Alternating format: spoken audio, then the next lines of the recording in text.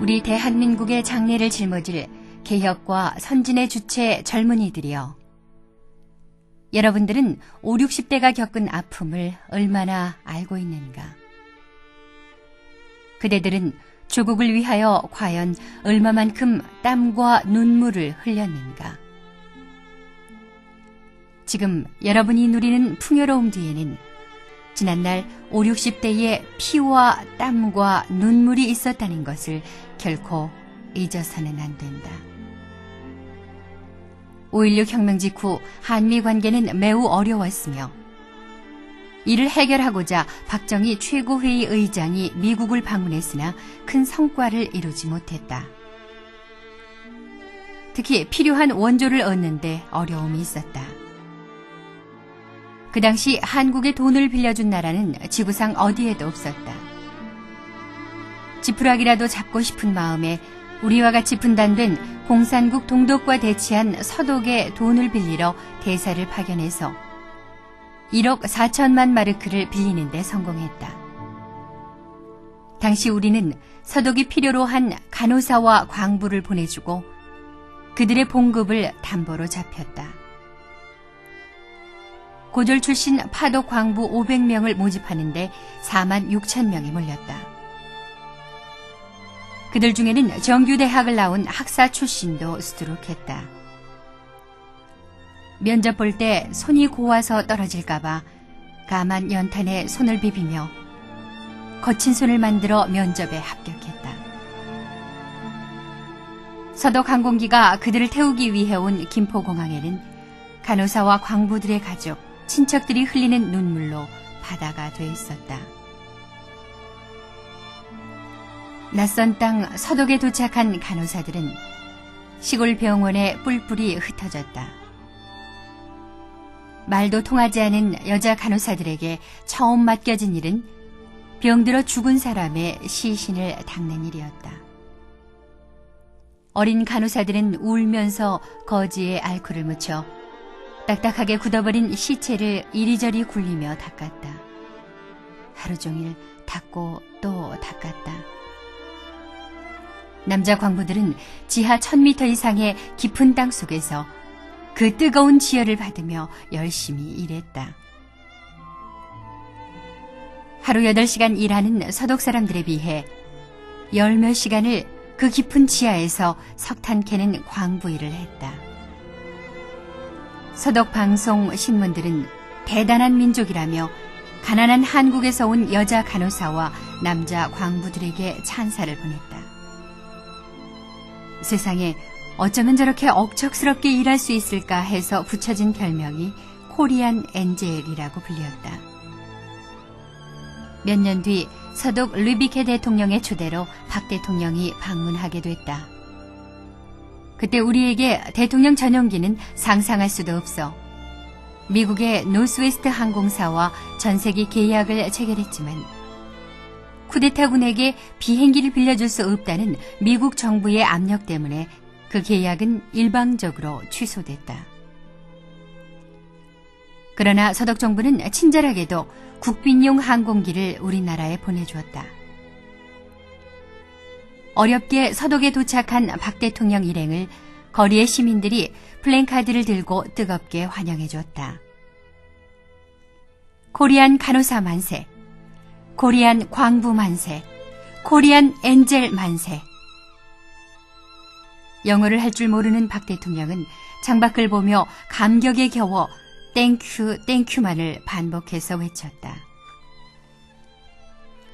서독에 도착한 박 대통령 일행은 리브케 대통령과 함께 광부들을 위로 격려하기 위해 탄광에 갔다.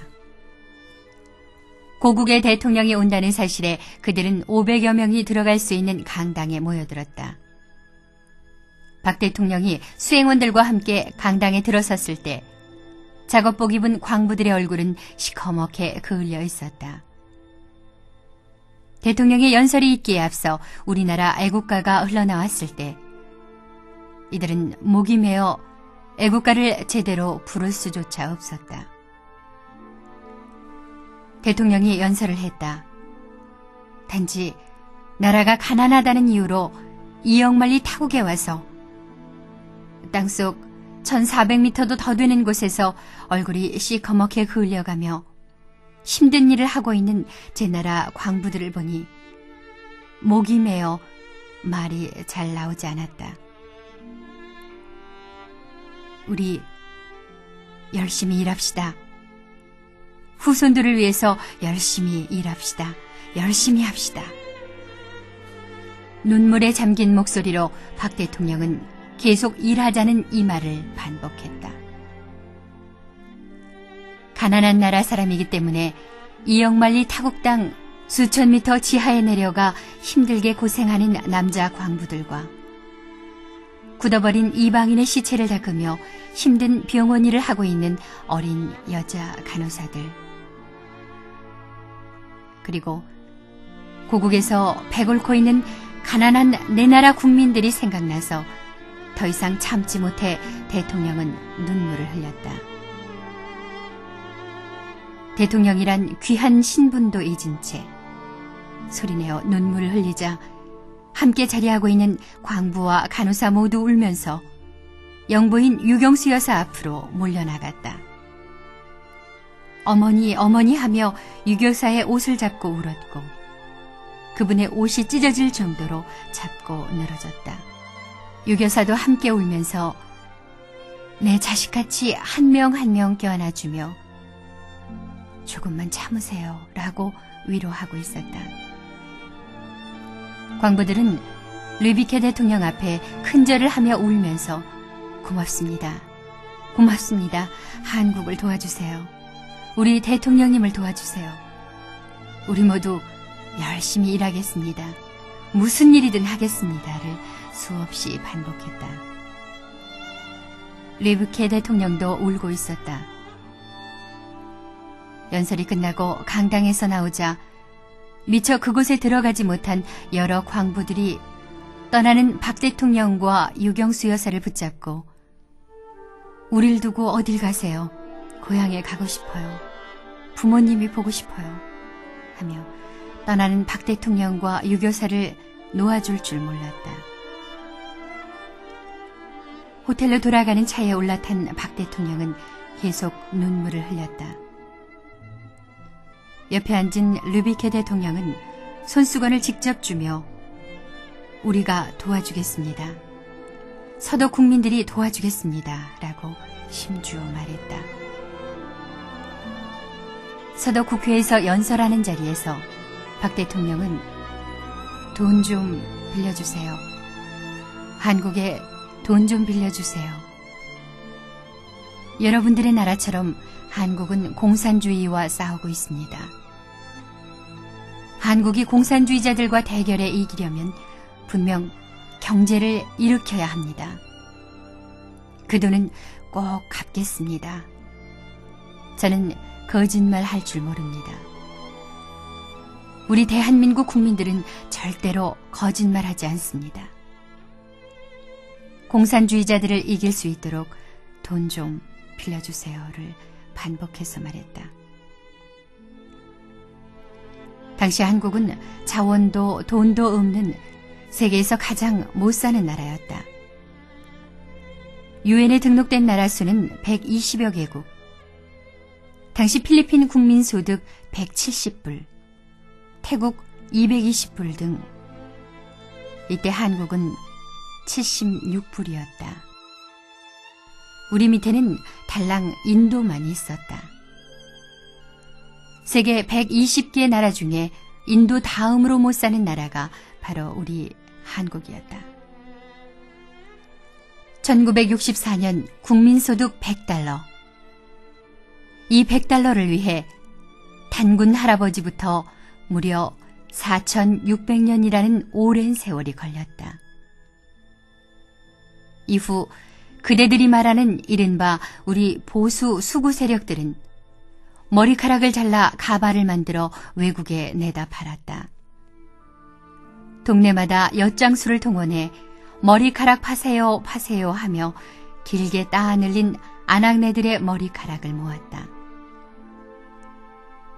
시골에 나이 드신 분들은 서울 간 아들놈 학비 보태주려 머리카락을 잘랐고 먹고 살 쌀을 사기 위해 머리카락을 잘랐다. 그래서 한국의 가발 산업은 발전하게 됐던 것이다. 또한 싸구려 플라스틱으로 예쁜 꽃을 만들어 외국에 팔았다.